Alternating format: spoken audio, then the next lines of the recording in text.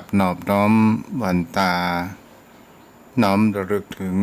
อย่างคุณขององค์สมเด็จพระสัมมาสัมพุทธเจ้าผู้อันสูงล้ำขอน้อมระลึกถึงอย่างคุณพระธรรมคำสอนของพระองค์ผู้สูงส่งขอน้อมระลึกถึงอย่างคุณของพระสงฆ์สาวกของพระองค์ผู้ประเสริฐรวมก่อให้เกิดเป็นพระรัตนตรัยที่หมู่เฮาทั้งหลายได้กราบสักการะบูชาที่สูงที่สุดในชีวิตและเป็นที่พึ่งทางด้านจิตใจมาตลอดจนทุกวันนี้และขอถวายความเคารพนอบน้อมไว้สามายังครูบาอาจารย์พระเถรานุเถระพระภิกษุสงฆ์สามเณรพระสังฆาธิการสงฆ์สมณศักดิ์บัณฑิตนักปราชญ์ท่านผู้มีความรู้ทุกรูปทุกท่านและขอเจริญพรมายังป่อออกแม่ออกศรัทธาอันมีโยมป่อโยมแม่ป่อมอนแม่มอนป่ออุ้ยแม่อุ้ยปีป้านะอาท่านผู้ฟังผู้มีบุญทุกท่านที่ติดตามรับฟังธรรมะยามแรงก่อนพระอาทิตย์จะรับขอบฟ้ากะระเวลาของคนเฮานั้นกับขันไปแห่งบันนึ่งศรัทธาญาติโยมทั้งหลายที่ติดตามรับฟังธรรมะทางสถานีวิทยุเพื่อการศึกษาพระพุทธศาสนาและวัฒนธรรม 104.5 เมกะเฮิรตซ์โดยความเมตตาธรรมของท่านอาจารย์พระครูสมุวิศวัตรวรกิจโจผู้อำนวยการสถานีวิทยุผู้เสียสละผู้มีความมุ่งหมายในการเผยแผ่ธรรมขอบคุณในความเมตตาของท่านอาจารย์พระครูมาณโอกาสนี้พระแห่งสถานีหนึ่งนั้นที่ก็ริงสัญญาณก็คือในเครือข่ายขึ้นธรรมะสีขาวชาวประชาโดยการนำของท่านอาจารย์พระครูอภิวัตรวัฒนวิกรมเจ้าอาวาสวัดปากทางเจริญเป็นผู้ดูแล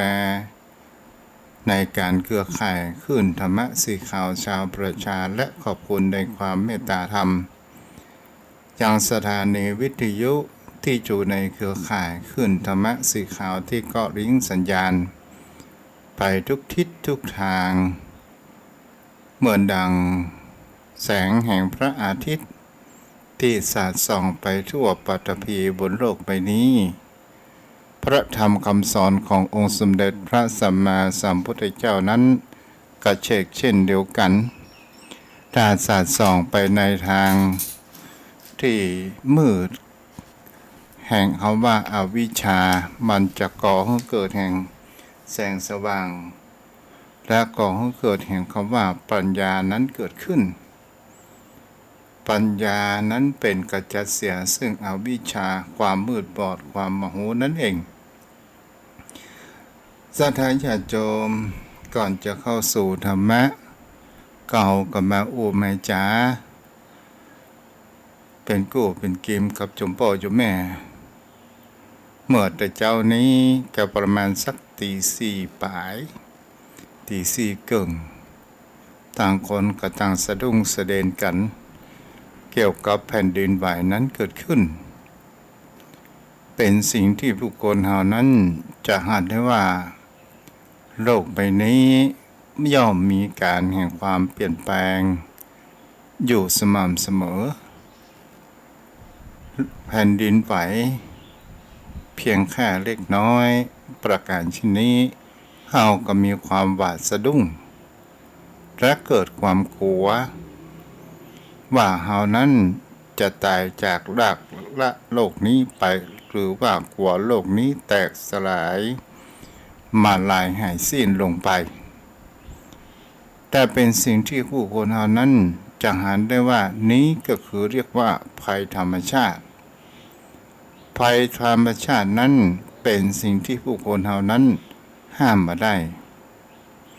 เป็นสิ่งที่ผู้คนเฮานั้นได้ระลึกถึงอยู่เสมอว่าภัยธรรมชาตินั้นเป็นสิ่งที่ผู้คนเฮาทั้งหลายบ่สามารถที่จะหลีกเลี่ยงได้แต่พอบรรเทาได้สิ่งที่เฮาหลีกเลี่ยงไปได้ก็คือความแก่ความเจ็บและความตายนี้ก็คือเป็นภัยธรรมชาติอย่างหนึ่งภัยธรรมชาติภายนอกจะเป็นแผ่นดินไหวอุทกภัยวาตภัยพายุฟ้าฝนอะไรอย่างก็ตามนี่ก็เป็นสิ่งที่ผู้คนเฮาเรียกว่าธรรมชาติธรรมชาตินั้นสอนมือผู้คนเฮานั้นได้เรียนรู้หลายอย่างหลายประการด้วยกันศรัทธาญาติโยมวันนี้ก่อนที่จะเข้าสู่รายการธรรมะก็มาอู้เรื่องแห่งคำว่าโทษแห่งคำว่าวจีกรรมก็คือกรรมปากกรรมโอ้กรรมจาของผู้คนเฮาบางครั้งบางคราวผู้คนเฮานั้นจะหาได้ว่าทวารหรือว่าหน้าต่างแห่งจิตใจของผู้คนเฮาหนึ่งก็คือดวงตาสองก็คือกรรมโอ้อันนี้ก็เป็นสิ่งที่เฮาจะหาได้ว่านี้ก็คือหน้าต่างแห่งจิตแห่งใจของผู้คนเฮาว่าจะเป็นอู้อันอย่างก็ตามบางท่านบางคนก็จะหาได้ว่าอู้ขนองปากอู้เล่นและก็เป็นอู้ที่มามีสมาคารวะใดๆทั้งสิ้นมีครอบครัวอยู่ครอบครัวหนึ่งครอบครัวนี้เป็นสิ่งที่จะหาได้ว่ามีแม่ผู้มีความแก่ชราชื่อว่าแม่หวายศรัทธาญาติโยมทั้งหลายและก็มีลูกสาวอยู่คนหนึ่งชื่อว่าสกุณาแม่หญิงคนนี้ก็มีความว่ารูปสวยงามและก็มีเพื่อนบ้านตาเขียวเป็นเพื่อนบ้าน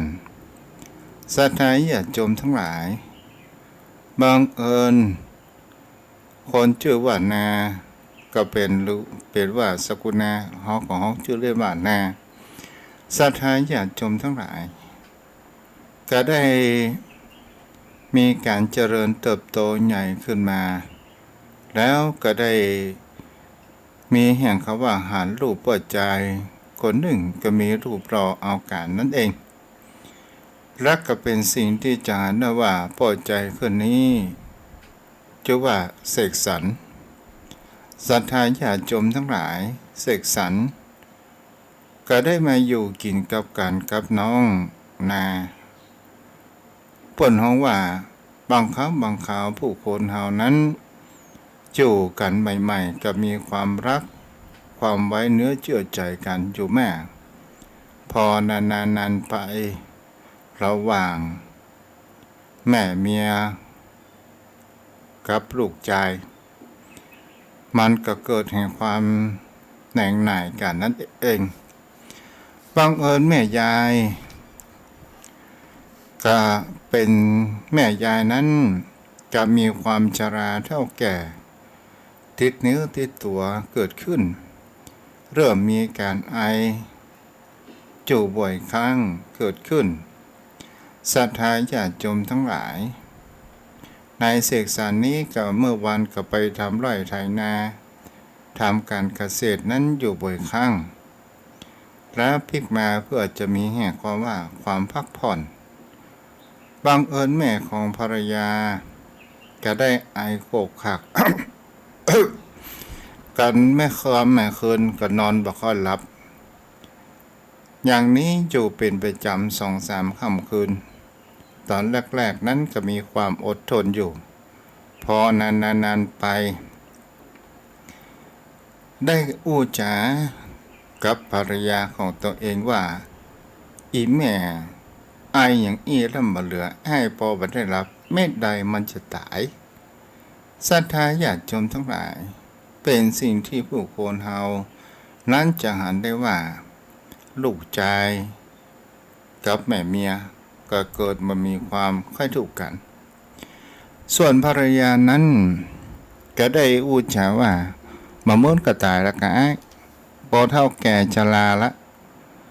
ปล่อยเปิ้นไอจนตายยะสัตย์ไทยญาติโยมทั้งหลายและก็เป็นสิ่งที่อย่างนี้อยู่เรื่อยมานั่นเองเขาก็นึกว่าน้องสกุณาจะมีความรักในตัวของแม่เกิดขึ้น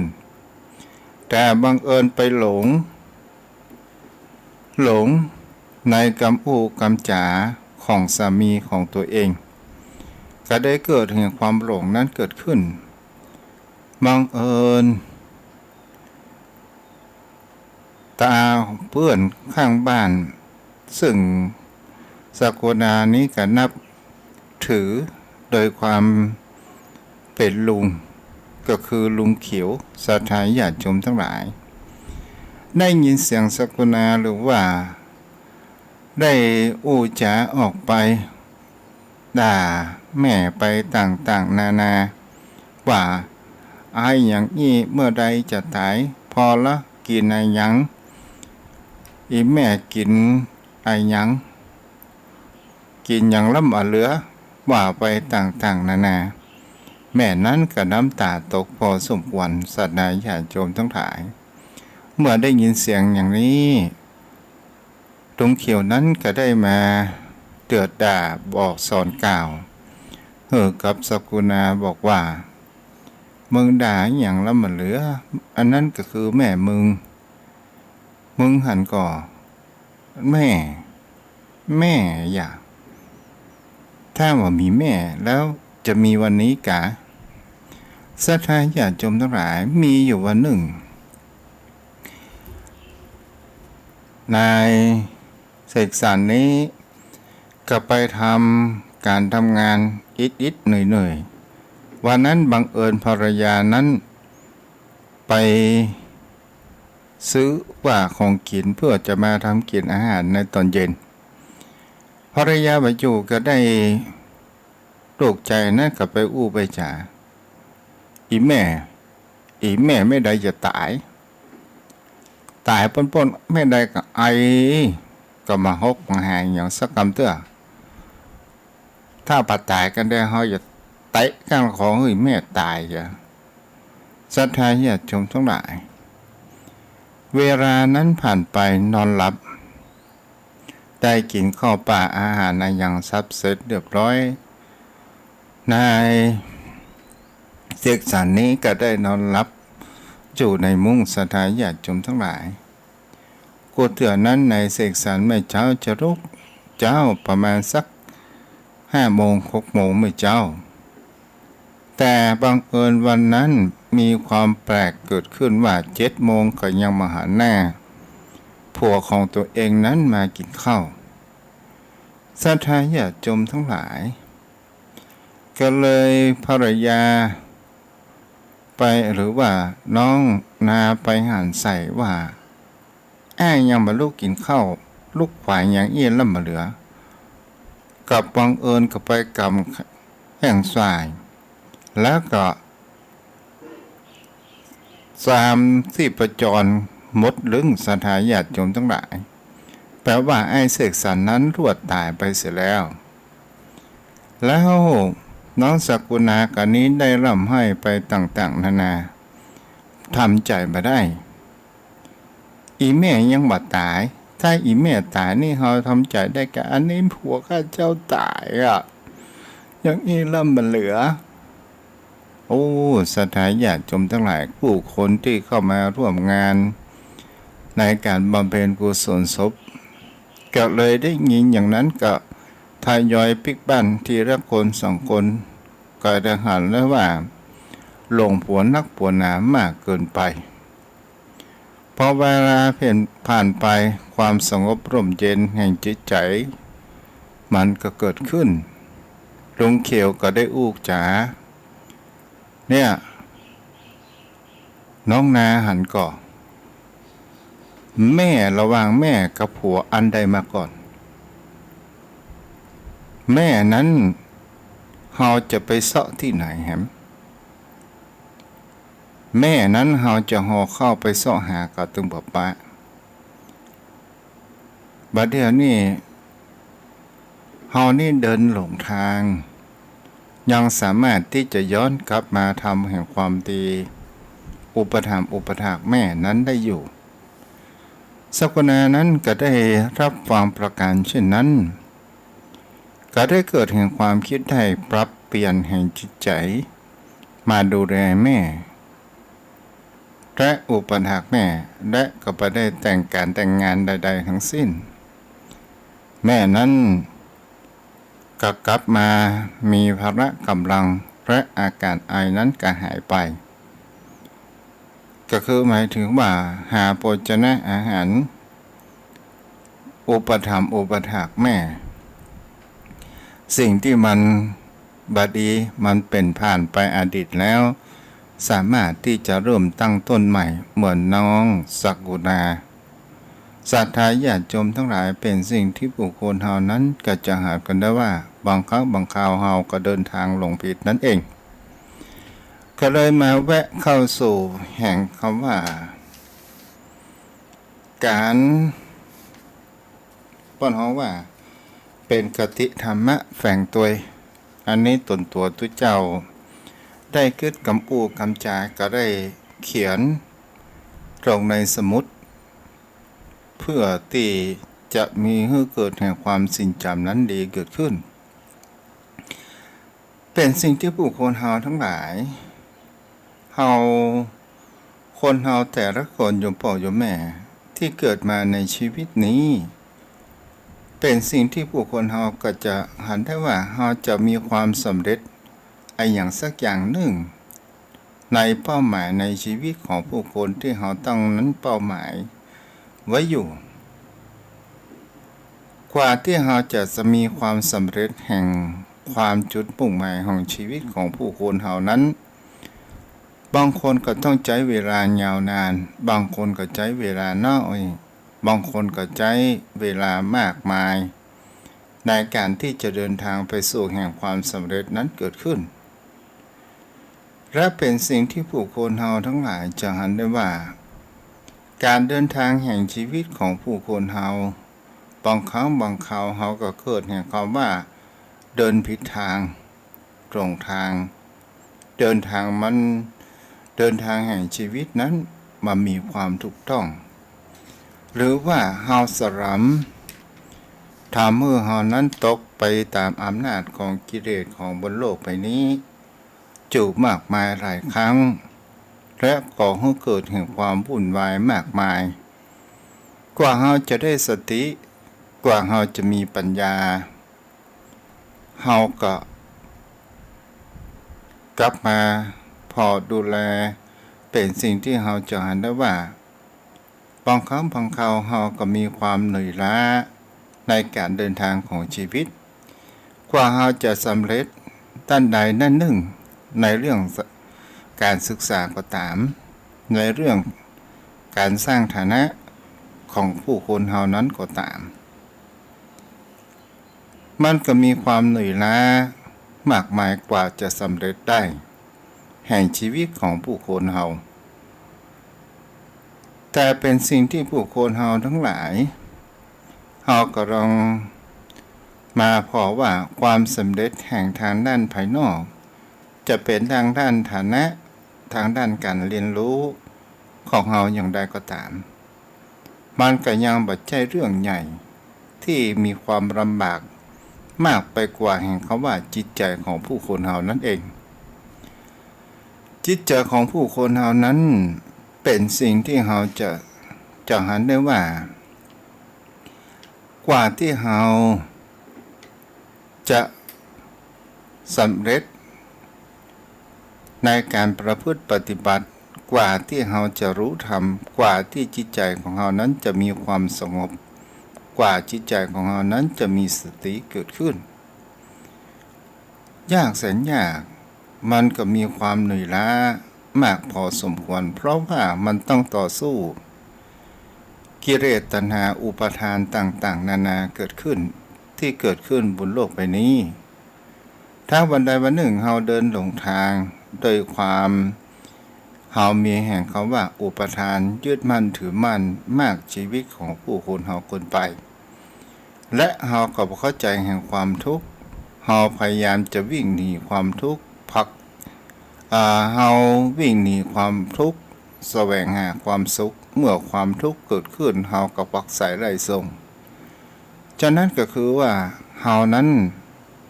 บ่สามารถที่จะพบแห่งความจริงแห่งชีวิตนี้ได้ศรัทธาญาติโยมทั้งหลายเฮาก็ลองมาดูประวัติของพระพุทธองค์พุทธองค์ครั้งเป็นเจ้าชายสิทธัตถะถามว่าพุทธองค์ครั้งเป็นเจ้าชายสิทธัตถะก็คือเป็นมนุษย์เป็นผู้คนอย่างเฮานั้นอยู่และก็เป็นสิ่งที่จะหาได้ว่าพระองค์นั้นเจ้าชายสิทธัตถะเขาเป็นเจ้าชายสิทธัตถะนั้นก็ได้หันว่าชีวิตที่เกิดบนโลกใบนี้และก็เป็นสิ่งที่จะหันได้ว่าแม้กระทั่งที่พระองค์จะได้สืบราชบัลลังก์เป็นรัชทายาทเป็นพระมหากษัตริย์เป็นผู้ยิ่งใหญ่ในครั้งยุคกาลนั้นในการรบคือเป็นหน้าที่ของกษัตริย์นั่นเองพระองค์นั้นพยายามที่จะหลีกเลี่ยงอยู่ขนาดตลอดจนถึงพระเจ้าสุโธทนะได้ปิดบังแห่งความจริงได้สร้างเมืองใหม่แต่ในวังนั้นต้องมีแต่คนหนุ่มมามีคนแก่และก็เป็นสิ่งที่จะหาได้ว่าใครแก่ก็หมายถึงว่าไปอยู่แห่งเมืองหนึ่งก็โดยการที่จะผูกจิตผูกใจให้เจ้าชายสิทธัตถะผู้นี้ได้สืบราชบัลลังก์เกิดขึ้นศรัทธาญาติโยมทั้งหลาย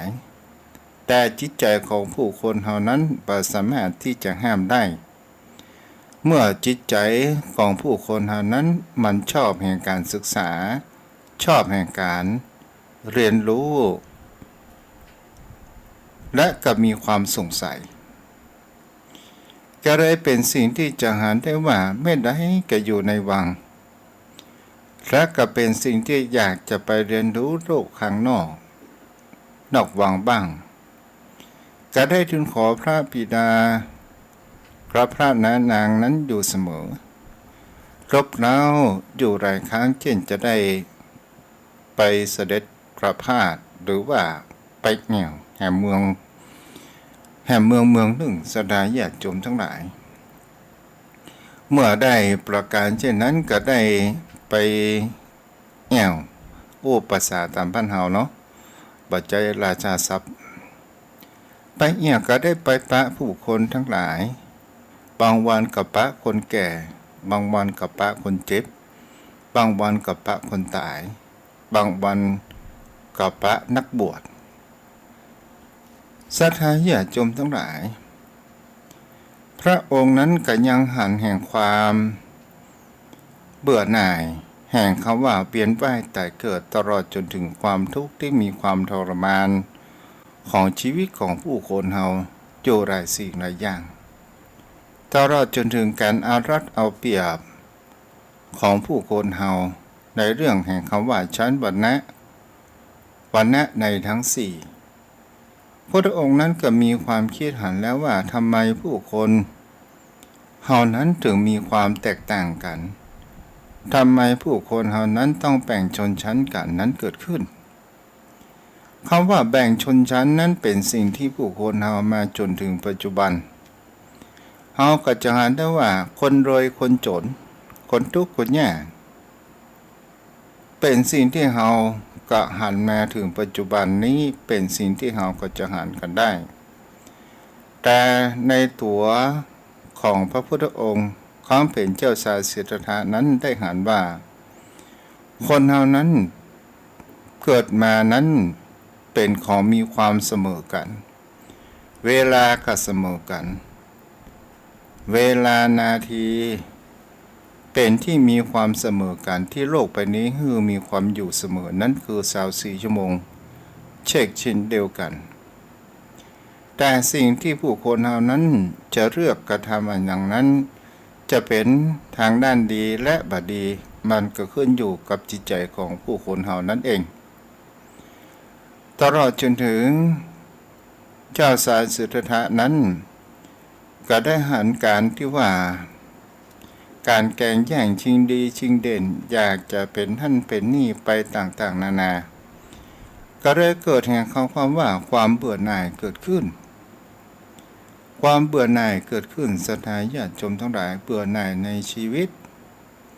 ว่าทำไมหนอเราจะพ้นจากความทุกข์สิ่งเหล่านี้ทำไมหนอก็เลยเป็นสิ่งที่จะเห็นว่าความวุ่นวายเกาะจิตใจของเจ้าชายสิทธัตถะนั้นอยู่มากมายก็เลยมีการนั่งคิดพิจารณาว่าเราจะแยกอย่างใดก็เลยเป็นตลอดจนถึงได้หันพระราชโอรสของพระองค์เองที่ว่าลาหุนแปลว่าบ่วงเกิดขึ้นแล้วศรัทธาญาติโยมทั้งหลาย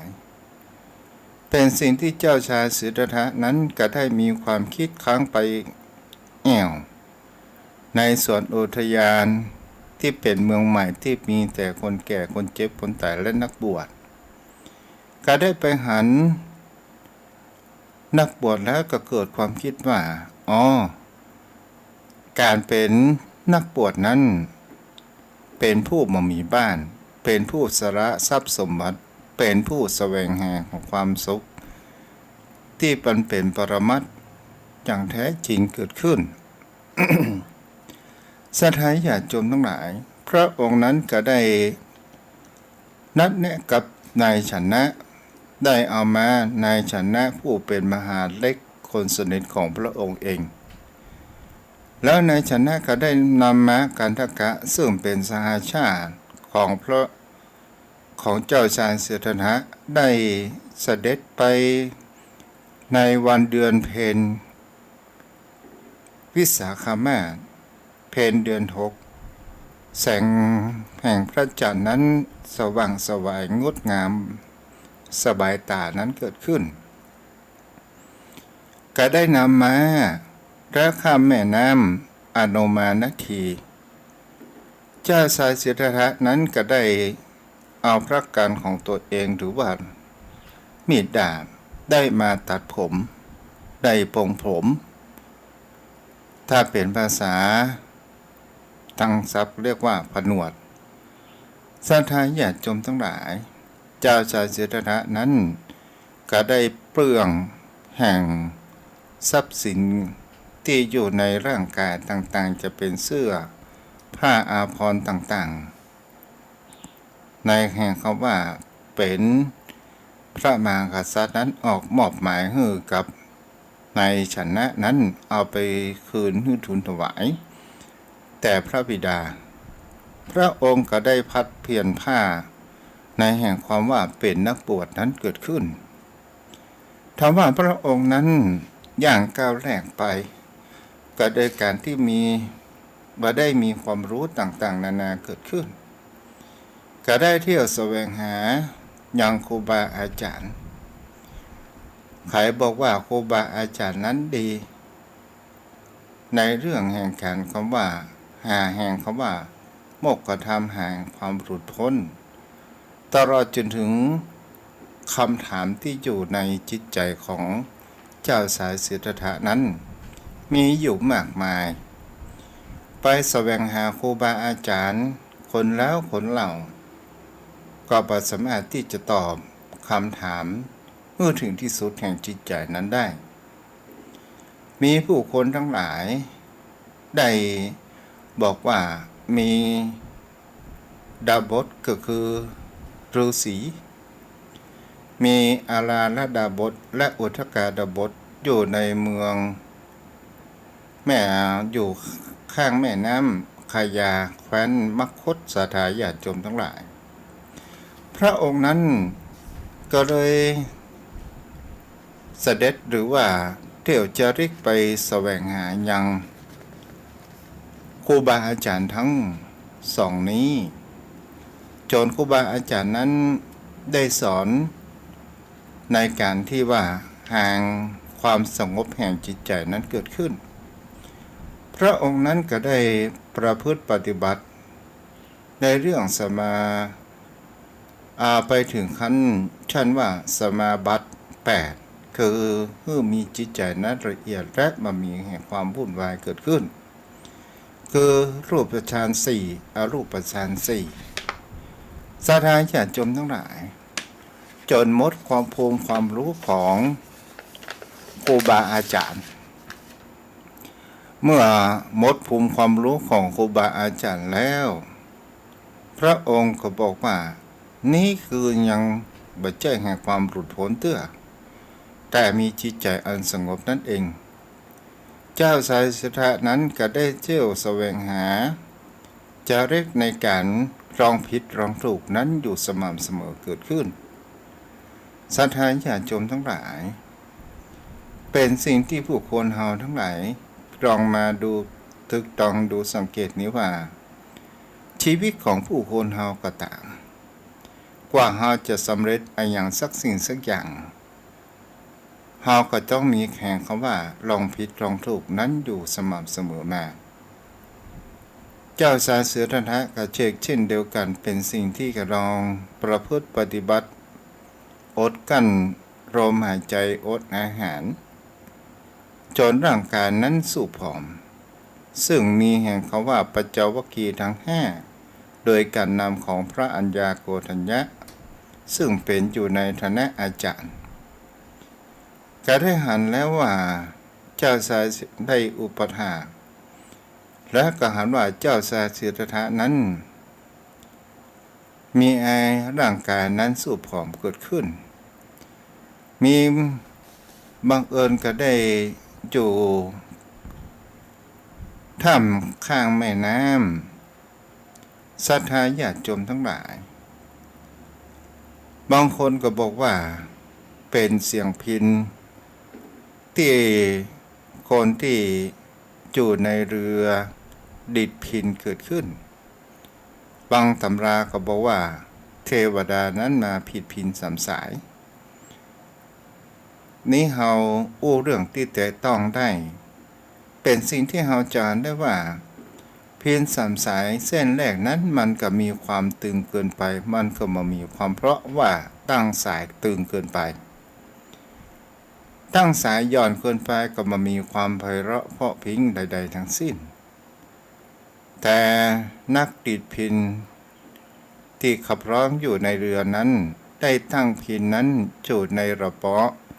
พอสมควรก็คือบ่ตึง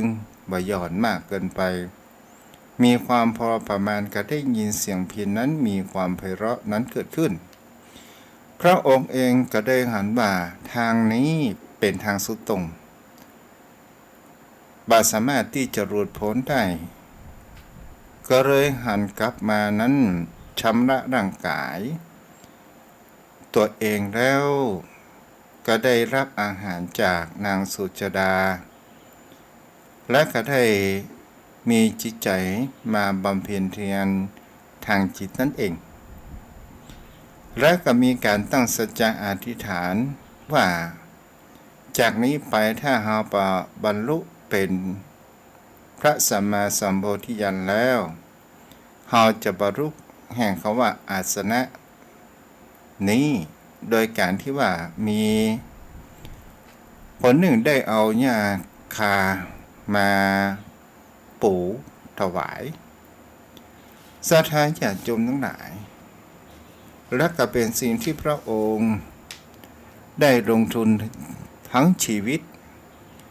นับจำนวนเวลา6 ปีด้วยกันถึงจะได้พบแห่งความจริงแห่งชีวิตและบรรลุเป็นพระสัมมาสัมโพธิญาณเป็นพุทธะแปลว่าผู้ตื่นรู้เจ้าพ่อเจ้าแม่เทพเจ้านั้นได้อู้มาในที่นี้เพื่อที่จะมองหันว่าการจะทำอะไรอย่างก็ตามถ้าเรามีความตั้งใจถ้าเรามีจุดมุ่งหมายมีความแน่วแน่ เราก็สามารถที่จะไปสู่แห่งความสำเร็จนั้นได้เหมือนดังพระพุทธองค์ศรัทธาญาติโยมทั้งหลายเป็นสิ่งที่เราก็ลองมาดูสังเกตว่าและตัวของเราเล่าเราจะทำสิ่งใดที่จะทำให้เรานั้นพ้นจากแห่งคำว่าทุกข์การที่เราจะเข้าใจอยู่กับความทุกข์ทำไมจิตใจของผู้คนเรานั้นเป็นทุกข์เพราะว่าเรานั้นไปยึดในเรื่องแห่งคำว่าขันธ์ทั้งห้าขันธ์ห้านั้นเป็นตัวทุกข์ขันธ์ห้านั้นเป็นสิ่งที่ผู้คนเราทั้งหลายจะอ่านได้ว่าเอาไปยึดมั่นในขันธ์ทั้งห้าก็คือรูปเวทนาสังขารและวิญญาณเมื่อเราไปยึดในสิ่งเหล่านี้แล้วก็จะทำให้ผู้คนเหล่านั้นเดินทางหลงทางผิดและเรามีแห่งคำว่าโรงตัวเองหรือว่ามีแห่งคำว่าอัตตาตนตัวของผู้คนเรานั่นเองแต่ถ้าว่าเราสลัดในขันธ์ห้านี้ออกถ้าเราจะหันได้ว่านี้ก็คือทำให้จิตใจของเรานั้นถึงจะมีบริบทแห่งความทุกข์อยู่มากมายแต่เราจะทำให้ปัญญาของผู้คนเหล่านั้นจะเกิดขึ้นและเราจะเข้าใจความทุกข์และจิตใจของเราก็จะมีความสุขแต่ผู้คนเราทั้งหลายที่เราเป็นทุกข์กันอยู่ทุกวันนี้และเราวิ่งหาแสวงหาความสุขเพราะว่าเราเมื่อเกิดมีความทุกข์เราผักใสไล่ความทุกข์ออกจากจิตจากใจของเรานั้นอยู่สม่ำเสมอแต่ความสุขแท้จริงแล้วมันก็ไปใจจีรังยั่งยืนอย่างเช่นผู้คนเราจะหันได้ว่าเราอยากจะมีหั่นมีนี่และเราจะมีความสุขศรัทธาญาติโยมเป็นสิ่งที่ผู้คนเราจะหันได้ว่าทุกสิ่งทุกอย่างเป็นสิ่งที่ผู้คนเรานั้นมันตึงบ่ได้เปิ่นดังที่หวังสมปรารถนาไปเสียทุกเรื่องแต่สิ่งที่เราก็ควรจะเข้าใจว่าทำไมเราเป็นทุกข์เมื่อพระพุทธองค์นั้นได้ค้นคิดรู้แห่งคำว่าโลกใบนี้มันตั้งอยู่แห่งคำว่าเหตุและผลนั่นเองที่เราจะหาได้ว่าเหตุความทุกข์มันก็ต้องมีแห่งคำว่านิโรธมีเหตุแห่งว่าสมุทัย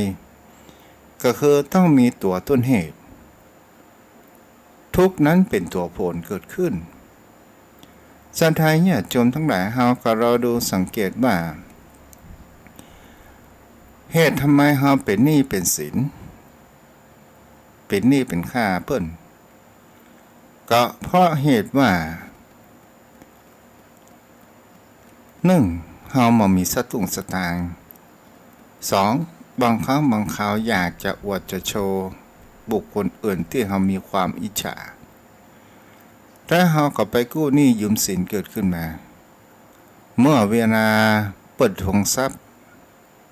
เราก็จะเริ่มมีความทุกข์อยู่มากมายเหมือนกับบุคคลที่กู้หนี้ยืมสินนอกระบบหมวกกันน็อกตอนที่เรากู้มานั้นเรายังมีความอุ่นใจอยู่พอเวลาจะข้ามคืนไปศรัทธาญาติโยมทั้งหลายคำว่าเก็บวันละ100ดอกโหดขนาดเอาละก็เป็นสิ่งที่เราก็จะหารกันได้ว่า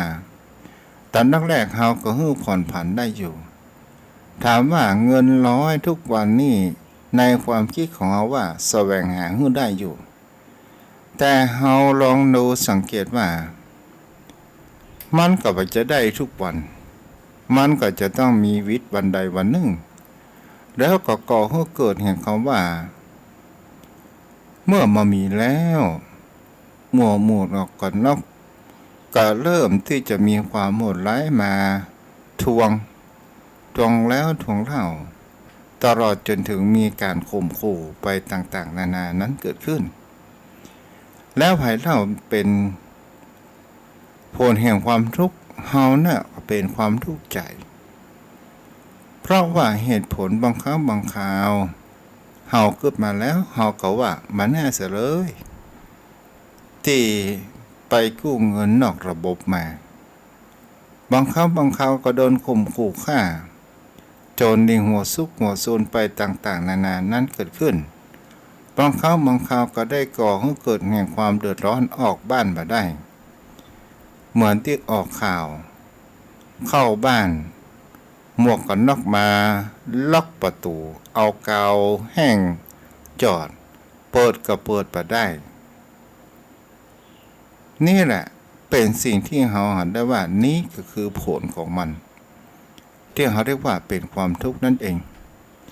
ถ้าเราจะหาหนทางใดเล่าที่จะออกความทุกข์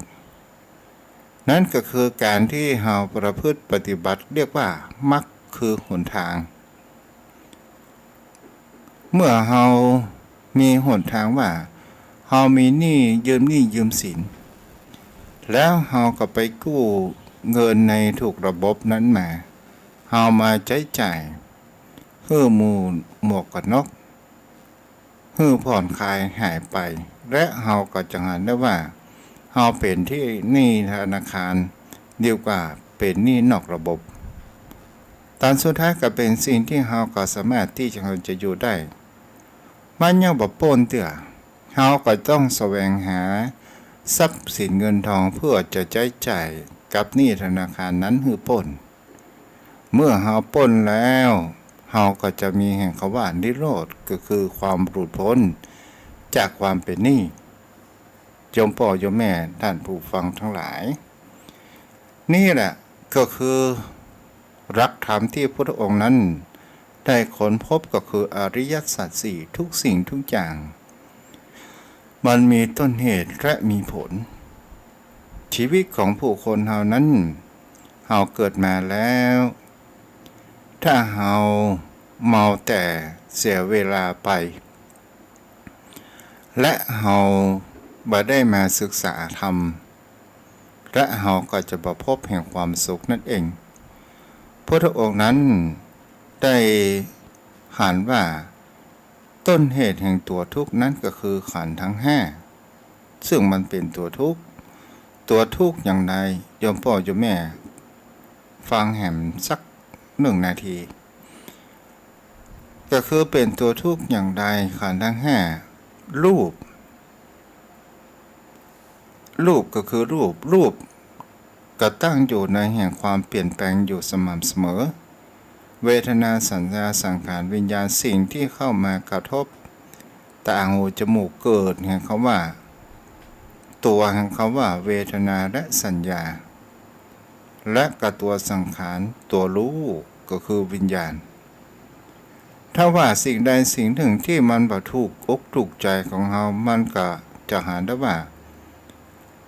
เขามาด่าเฮาว่าเฮาเขานินทาเฮาตอนสุดท้ายถ้าเฮาเก็บกรรมเหล่านั้นมาคิดพิจารณาเฮาก็เป็นทุกข์แต่ถ้าว่ากรรมที่มันถูกอกถูกใจเฮามาปรุงแต่งมันเป็นสุขและเฮาก็ลองดูว่าเฮาก็เป็นสุขเพียงแค่ชั่วครั้งชั่วคราวคำเดียวความทุกข์มันก็เข้ามาแต่จริงๆแล้วเฮาก็จะต้องดูแห่งความว่าเฮาจะทำอย่างใดเมื่อมันทุกข์ก็คือเฮานั้นมันพิจารณาว่าบนโลกใบนี้จะเป็นขันธ์ทั้งห้ากระตกอยู่ในกฎแห่งพระไตรลักษณ์คือทุกอนิจจังทุกขังอนัตตาว่าทุกสิ่งทุกอย่างมันมีเที่ยงแท้แน่นอนเปลี่ยนแปลงไปอยู่สม่ำเสมอทุกเป็นสิ่งที่ผู้คนเฮาจะหันได้ว่ากันเดียวก็สุขกันเดียวก็ทุกข์กันเดียวก็บ่สุขบ่ทุกข์มีความเปลี่ยนแปลงไปอยู่สม่ำเสมอนั่นเองทุกสิ่งทุกอย่างบนโลกใบนี้บ่สามารถที่จะบังคับบัญชาได้และมันมีแก่นสารถ้าเฮาสรุปไปได้ว่าโลกนี้คือความว่างเปล่า เป็นสิ่งที่เฮานั้นมาเพื่อแสวงหาการเรียนรู้ออกจากแห่งคำว่าวัฏสงสารเวียนว่ายตายเกิดถ้าเฮาบ่อยากจะทุกข์เฮาก็บ่ต้องเกิดถ้าเฮาเกิดเฮาก็ต้องทุกข์อย่างนี้อยู่ร่ำไปขอเจริญพรเอาละโยมพ่อโยมแม่กู้ไปเวลากะไหลไปติ๊กๆเนาะบ่สามารถที่จะหยุดยั้งได้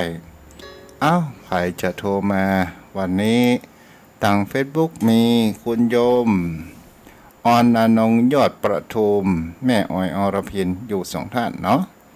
เอาแล้วใครจะโทรมาก็โทรมาได้เด้อ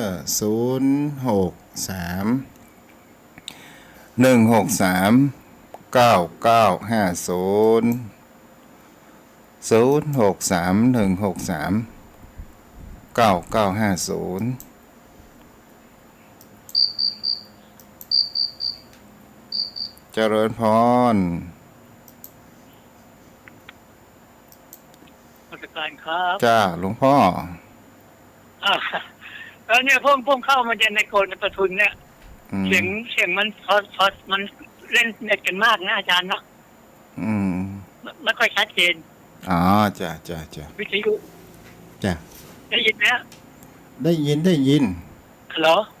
ได้ยินฮัลโหลไม่ค่อยชัดเจนเนาะเล่นเน็ตกันยังไงเล่นไม่รู้เหมือนกันนะไม่ใช่จ้า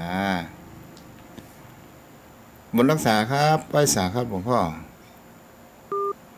อ้าวใครจะโทรมากำเด้อเปิ้นอยู่จังเจียงดาวเสียงมันอาจจะบดสดใสเนาะ104.5ต้องใจฟังทางเน็ตอย่างเดียวชัดเจนวิทยุพระพุทธศาสนาอยู่ในแอปเนอร์สรายญาติโยมทั้งหลาย0631639950โทรเข้ามาได้เด้อวันที่23ตุลาคมนี้ทางวัดทุ่งประเกศนั้นก็มีงานทำบุญทอดกฐินสามัคคีก็ขออนุโมทนากับศรัทธาญาติโยมพ่อโยมแม่ที่ได้ร่วมทำบุญเป็นเจ้าภาพกันมีหลายท่านหลายคนที่ได้ร่วมทำบุญเมื่อตะวันนี้ก็มีตังแม่เรนูก้นแก้วเนาะได้มาเจ้าอ้าวโทรเข้ามาได้เด้อ0631639950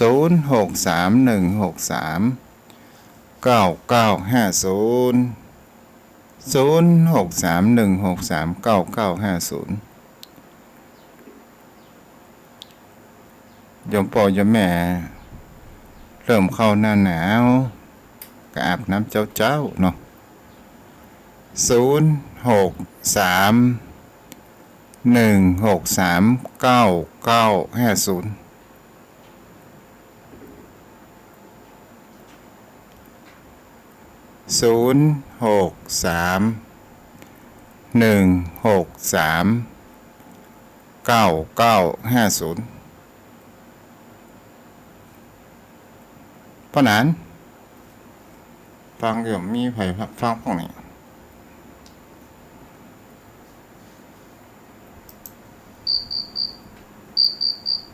เจริญพรกับพระสาเจ้าแม่เจ้าแม่รีวิวหุตุกรรมแม่รีวิวหุตุกรรมเจ้าชื่ออันแม่ละอ่อนอยู่คงเปาเจ้าอ๋อแม่ละอ่อนคงเปาเจ้าแม่แก้วชัดเจนดีเนาะเจ้าจะนอนก่อนอาบน้ำแล้วก็มาฟังแต่เจ้าแผ่นดินไหวไปถึงบ้านก็มาโหแล้วจ้ามาโหเนาะอ๋อจ้าวันนี้มันกับมาทอดกฐินวัดคงเปาเนี่ยอ๋อวัดคงเปาเนาะใครเป็นเจ้าวาดประเดี๋ยวเนี่ย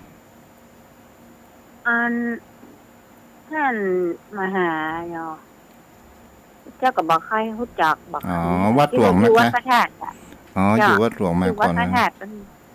หลวงปู่บรรจัดเมื่อแต่ก่อนอ๋อ ลูกศิษย์เพิ่น จ้ะจ้ะ ไปอยู่วัดโดอยแก้วหั่นโตนน่ะแล้วก็มาอยู่วัดของปอนี่โตน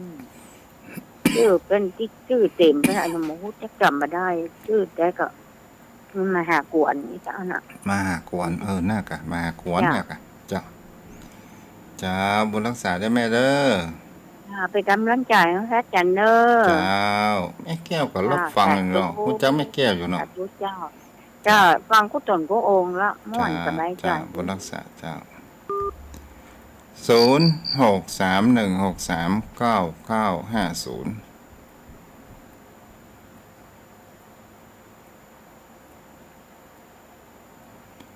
0631639950เจริญพร เจ้า จ้ะ เจ้า แม่รีวิวตุกำลามันสะท้อนกันแม่ แม่เจ็มเจ้า โอ้พี่น้องแม่แจ่มหนาวแล้วแม่ เจ้า จ้า แม่ แม่ ก็น้อยต้องละ อ๋อจ้าจ้า สาลีตุลุงเจ้า จ้าแม่ขอรีวิวตุตัวเด้อแม่โทรมานะ เจ้า เสียงมันสะท้อนกันมันอู้บ่เข้าหูลือ เราไม่ได้ยินเลยเนาะ เจ้า เจ้า จ้านี่กะ เป็นกำลังใจให้คุณตุลุงนะเจ้า เจ้าอนุโมทนาเด้อพี่น้องแม่เจ้าบุญรักษาเจ้าอ้าวโทรเข้ามาได้เด้อ0631639950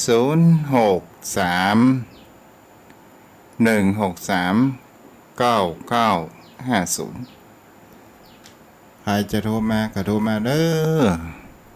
เวลาก็ไล่ตัวโกดมาแล้วพี่น้องแห่ก็มาแล้ว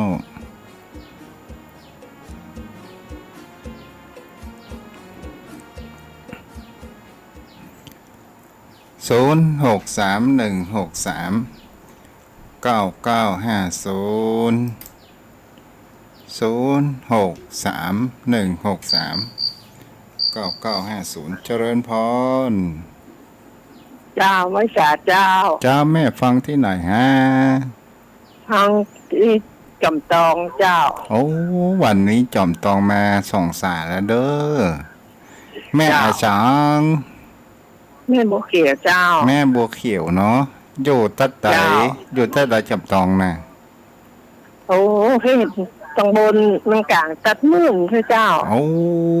ตังเมืองกลางพุทธเนาะ เจ้า จ้าหนาวแล้วแม่ ตอนนี้เจ้าหนาวแล้วเจ้า หนาวแล้วเนาะ เจ้าไว้สาเจ้า แถวน้ำตกแม่กลางพุทธเนาะ เจ้า จ้าบุญรักษาได้แม่เด้อแม่หยังฮะ เจ้าฮะ แม่อาจอง แม่บัวเขียวเจ้า แม่บัวเขียวเนาะจ้า จ้า บุญรักษาเด้อ เจ้า จ้าอ้าวโทรเข้ามาแม่บัวอำเภอเทิงเนาะแล้วก็ลงท้ายด้วย254154ยังมีเวลาแหมอยู่4นาที0631639950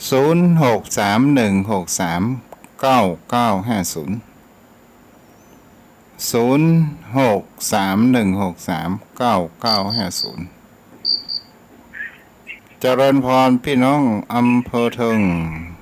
นมัสการเจ้าท่านพระครูที่นี่แผ่นดินไหวแห้งก่อ ที่นี่มักปอหายพอดีก็เริ่มต้มอีกแล้ว แม่ จ้ะ หันข้าวว่าจังไม่กับยังแป่นะ เตรียมงานโดยสเก็ตนี่ สี่โดยสเก็ตได้ยินว่า4 ลิตรกันนะจุดหนึ่งกันนะ จ้ะอันนี้เฮาก็บ่ฮู้นะพี่น้องโดยสเก็ตยังบ่โทรมาเด้อเจ้า อ๋อ จ้ะเนาะ แต่พระครูก็สบายดีแล้วเจ้าโอนหมายเลขบัญชีให้แม่กับได้แม่จะทำบุญกฐินตัวให้เจ้า จ้าก็ได้จะส่งให้ แต่แม่จะ เด้อ ออนไลน์ไปให้เน้อ เจ้าอนุโมทนา เจ้านมัสการนะเจ้าท่านพระครูเจ้า อ้าวใครจะโทรเข้ามาเนาะ0631639950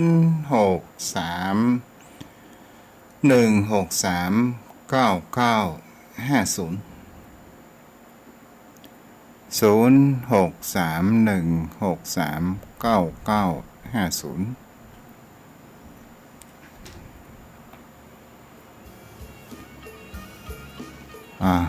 ใครมาโทรมากับพี่น้องแฮ่เนาะ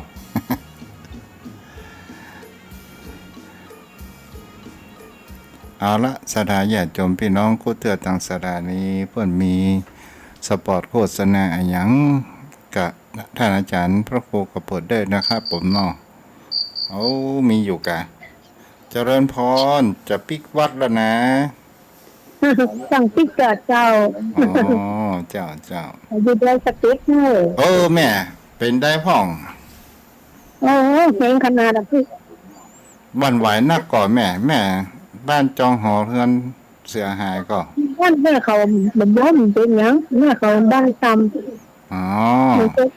มันคิดอันแห้งขนาดเลยแม่กลัวปะก็แม่ขึ้นนอนคนเดียวอ่ะไอ้ยังก็เพิ่นใส่อู้กล้วยอย่างกับละอ่อนเนี่ยกะมันสูตรมันอยู่ที่บ้านแม่คือแบบคือทุกกันนะคือจุด3 จุด 1อย่างเงี้ยแล้วแม่อยู่ที่ไหนเนี่ยแม่อยู่บ้านเมืองว่าดวงเหนือได้สักจุดดวงเหนือเพเนาะเจ้าตะวันเจ้าอีแม่โทรมาหาเฮาแม่หลีวิยุงฮูตุตัวเด้อกับนี้นะลูกสาวเนี่ยลูกสาวขึ้นตะวันเจ้าบุญรักษาได้แม่เด้อเจ้า